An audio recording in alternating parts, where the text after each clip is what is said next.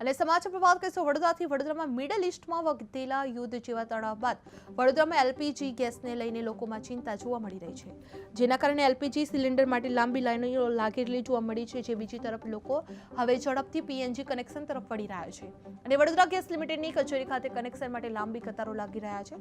છેલ્લા એક મહિનામાં આશરે 6000 નવી ઇન્ક્વાયરી નોંધાવી છે, જે આ વધતી માંગને ધ્યાનમાં રાખીને તંત્રએ વધારાની ટીમો તૈનાત કરી વહેલી તને કનેક્શન આપવા તૈયારી દર્શાવે છે। જોકે કનેક્શન માટે લેવામાં આવતી સિક્યુરિટી ડિપોઝિટને લઈને લોકોમાં સવાલો પણ ઉઠ્યા છે।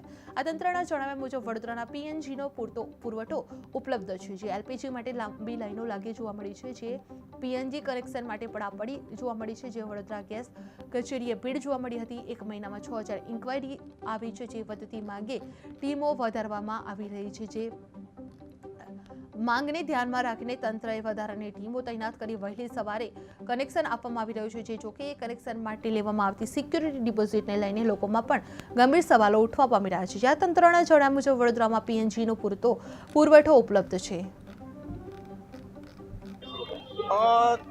જે આપ જોઈ રહ્યા છો કે હાલની પરિસ્થિતિ પ્રમાણે જે તમામ લોકોમાં પેનિક ક્રિએટ થઈ અને અહીંયા નવા એલપીજી પીએનજી કનેક્શન માટેની જે લાઈન લાગી છે। મારી દરેક જનતાને અપીલ છે કે માત્ર ને માત્ર એવું નથી કે દાંડિયા બજાર ગેસ ઓફિસમાં જ આપ નવા કનેક્શન માટે એપ્લાય કરી શકો છો, પરંતુ આપ તમામ વોર્ડ ઓફિસમાં પણ આ બાબતે નવા કનેક્શન માટે એપ્લાય કરી શકો છો અને ઓનલાઈન પણ આપ એપ્લાય કરી શકો છો। આપણે ગેસ ઓફિસની કાં તો કોઈ પણ કોર્પોરેશનની ઓફિસમાં પણ આપણે જવાની જરૂર નથી।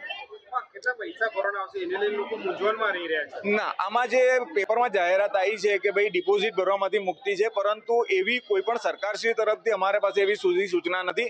વડોદરા ગેસ લિમિટેડ દ્વારા જે 300 રૂપિયા રજીસ્ટ્રેશન ફી હતી એના અંદર